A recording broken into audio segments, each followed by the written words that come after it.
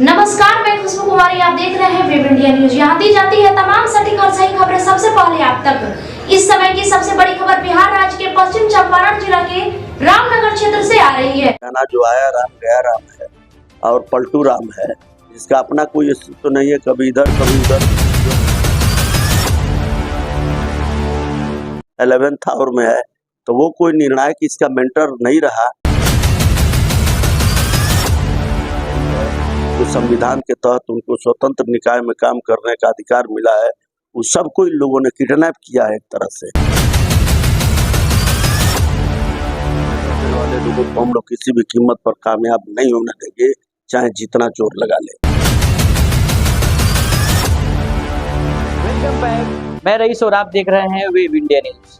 मैं आपको बता दूं, अभी आगामी बिहार विधानसभा चुनाव में समय है, उससे पहले ही कई ऐसे चेहरे हैं जो राजनीतिक रूप से अपने संघर्ष करना शुरू कर दिए, चाहे वह किसी पार्टी से हो चाहे वो अन्य पार्टी से। क्योंकि कयास यह लगाया जाता है कि इस बार का चुनाव सबसे अनोखा हो और कई सारे इसमें लोग बढ़ चढ़ के हिस्सा ले रहे हैं, चाहे वह पुराने प्रत्याशी हो चाहे वह नए प्रत्याशी हो।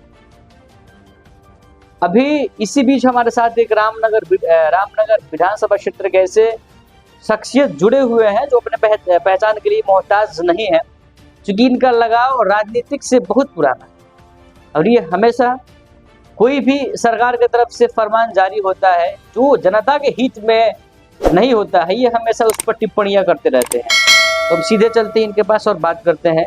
सर, स्वागत है आपका सर हमारा सर न्यूज चैनल में कि आप अपना मूल्यवान समय सर दिए। सर, आप तो किसी परिचय का मोहताज नहीं है सर, बट सर यह हमारा प्रोटोकॉल है, पहले इसको पूरा किया जाए। सर, मैं चाहूँगा सर आप पहले अपना परिचय दें। जी नमस्कार, मैं नरेश राम रामनगर विधानसभा से कांग्रेस पार्टी का कार्यकर्ता हूँ। अच्छा सर, इससे पहले भी आप 2 बार चुनाव लड़ चुके हैं, हालांकि मैं पहला चुनाव की बात तो नहीं करूँगा। दूसरा सर, जब आप दूसरी बार चुनाव को लड़े तो आप रनर रहे, दूसरे स्थान पर हैं सर। तो क्या आखिर में कहाँ से कहाँ चूक हुई, कहाँ कमी रह गई कि आप पीछे रह गए? एक्चुअली 2009 विधानसभा चुनाव उपचुनाव था। कांग्रेस पार्टी ने मुझे प्रत्याशी बनाया बगहा विधानसभा रिजर्व कंस्टिट्यूंसी से। तो विदाउट अलायंस कांग्रेस पार्टी से हम 44,000 वोट लेकर दूसरे नंबर पर है। उस समय जनमानस ने कांग्रेस पार्टी को और हमको बहुत सारा प्यार दिया। मार्जिनल 1400 वोट से हम चुनाव हारे। इसमें जो निवर्तमान सरकार बीजेपी और जदयू गठबंधन की थी, उसके 18 MP MLA मिनिस्टर, उस स्वयं माननीय मुख्यमंत्री नीतीश कुमार जी 3 दिनों तक बगहा विधानसभा में अड़े रहे और प्रशासनिक जो है दबाव बनाकर जिला प्रशासन के से मुझे चुनाव हराया गया। जनता ने मुझे चुनाव जिता दिया था। अच्छा सर, क्या आपको लगता है कि इस बार इतनी आसानी होगी चुनाव में, चूंकि ये सीट चूंकि यह सिटिंग सीट है सर? एक्चुअली विगत आप जानेंगे कि 35 वर्षों से भारतीय जनता पार्टी के प्रतिनिधि चुनाव यहाँ जीतते रहे हैं।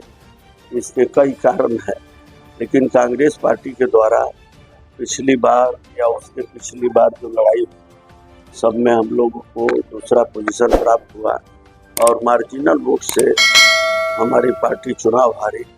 लेकिन उस समझदारी और आज के जनमानस की समझदारी में काफ़ी बदलाव आया है। लोगों ने समझा है कि हम 35 वर्षों से जो चुनाव दिया है तो हमारा वोट देने का जो कारण था वो जायज़ नहीं था।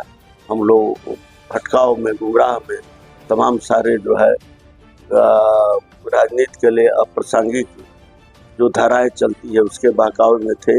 इस बार उस सारे सवालों को समझकर जनता और 35 वर्ष में हुए गए गुनाहों को इस बार जो है उसका जवाब देगी और कांग्रेस महागठबंधन या भारी मतों से चुनाव जीतेगा। सर, पिछला चुनाव में 70 सीट महागठबंधन की ओर से आपको मिला हुआ था, जिसमें से 19 सीट पर आप कामयाबी हासिल कर पाए। इस बार क्या लगता है?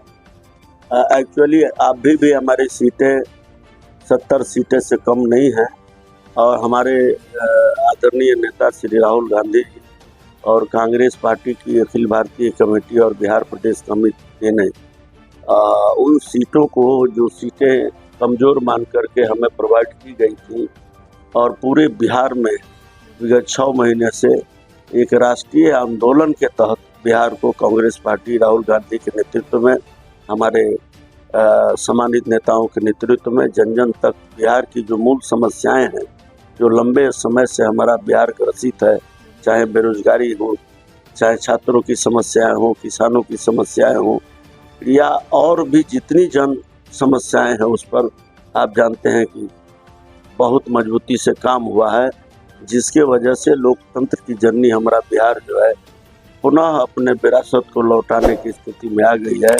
और हम कांग्रेस के नेतृत्व में, महागठबंधन के नेतृत्व में, आप जानते हैं कि बिहार में हमारी सरकार, महागठबंधन की सरकार एक बहुमत से बनने जा रही है। इसमें कोई सर, हम लोग यदि इस विधानसभा चुनाव की बात करें तो प्रत्येक पार्टी के पास लीडिंग फेस है।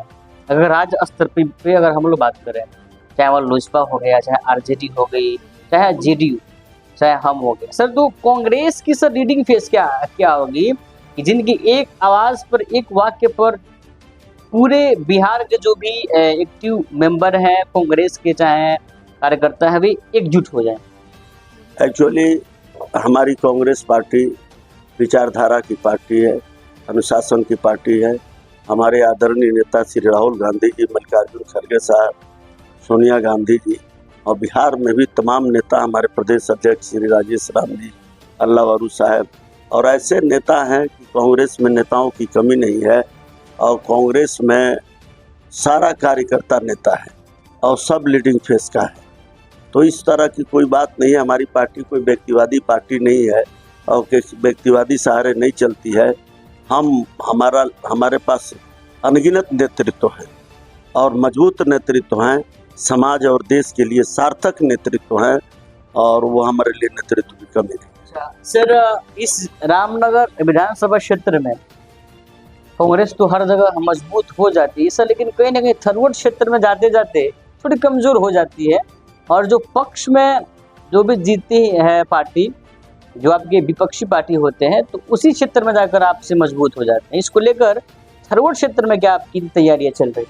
मैं आपको बताऊं कि कांग्रेस पार्टी ने अनुसूचित जनजाति और जनजाति के हितों के लिए आज़ादी के बाद जो हमारा संविधान बना, और संविधान में जो हमें अनुसूचित जाति जनजाति के लोगों के लिए अधिकार प्राप्त हुए, और उसके साथ ही आदिवासी समाज के लिए पूरे भारतवर्ष में आप कांग्रेस की लंबे समय का इतिहास देखेंगे तो हर हितों की रक्षा कांग्रेस पार्टी कर रही है।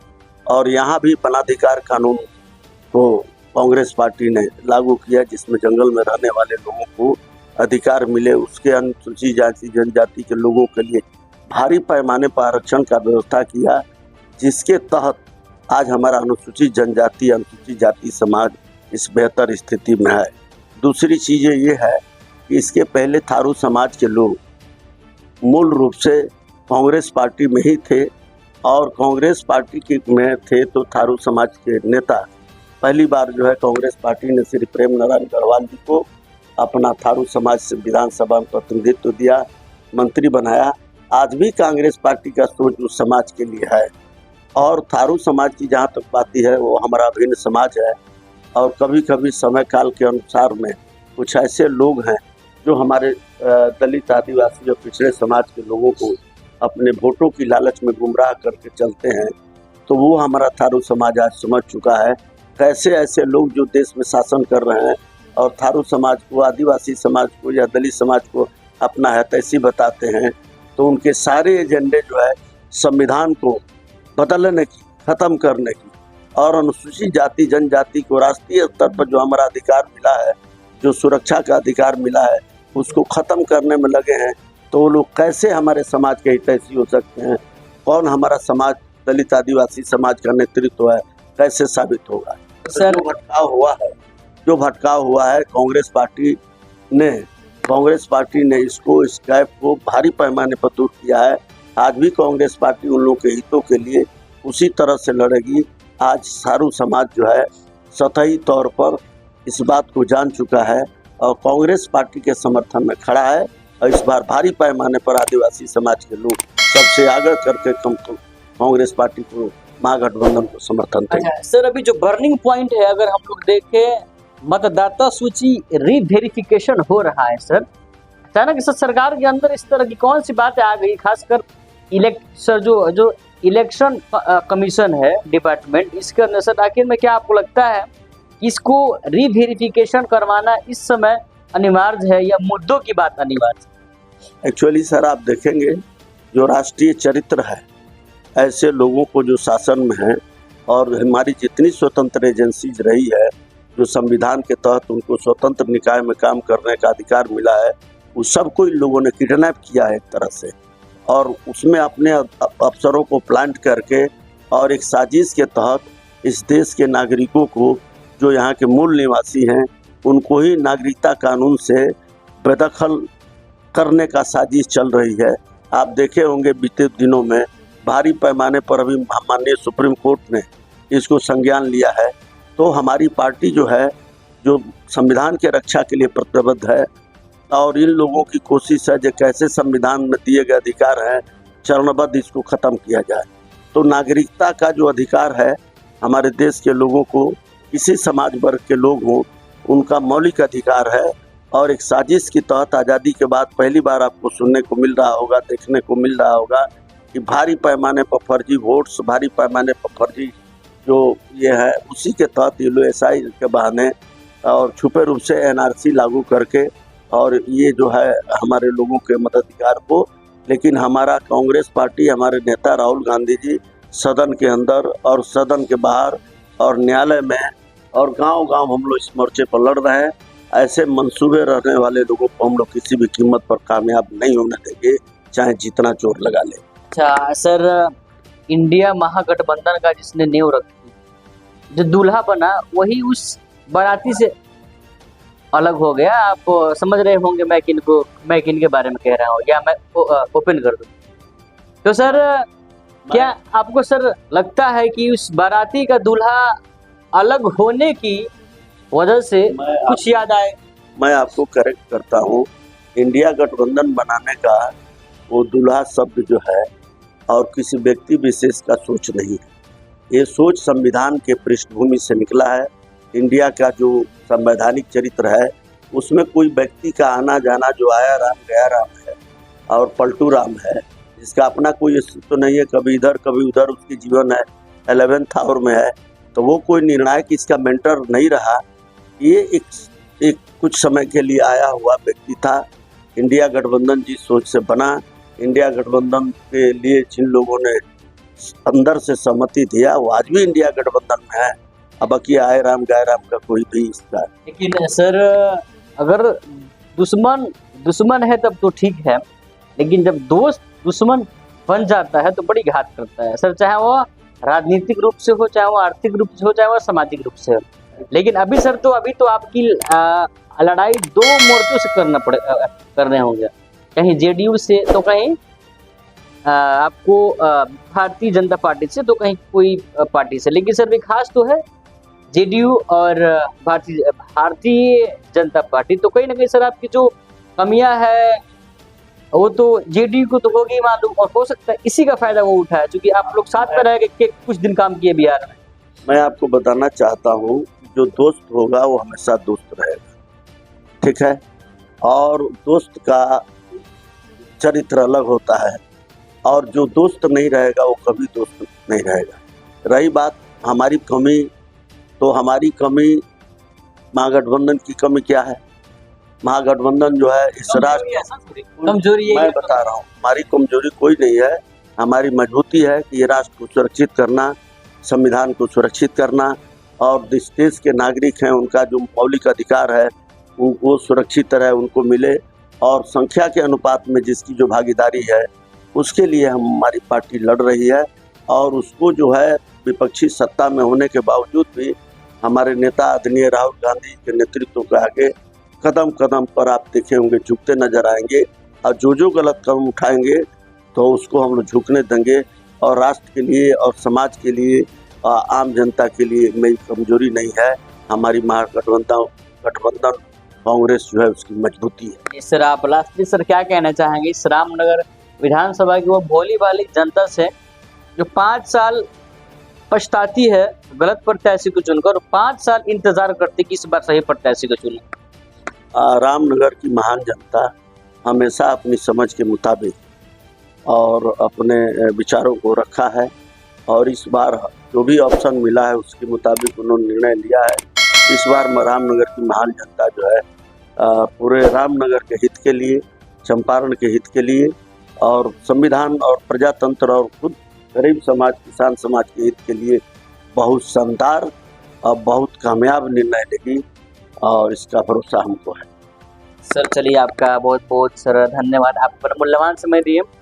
तो ये थे रामनगर विधानसभा क्षेत्र से नरेश राम जी, जो जिनका राजनीतिक दौर काफी पेचीदा रहा, काफी संघर्ष किए, कामयाबी तो मिल नहीं पाई लेकिन एक्सपीरियंस और अनुभव काफी मिल पाया।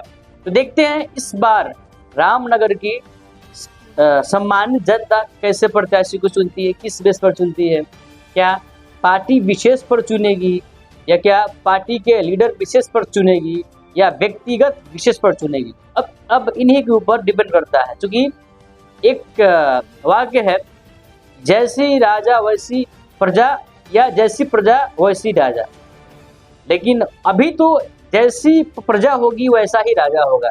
क्योंकि आपका लोकतंत्र है, अपना राजा बनाना एक जनता के हाथ में होता है। तो चलिए देखते हैं इस बार हमारी रामनगर विधानसभा क्षेत्र की जनता कैसे राजा को चुनती है। तब तक के लिए विजिट कीजिए हमारे चैनल, फिर मिलते हैं एक नए खबर के साथ। जय हिंद, जय भारत।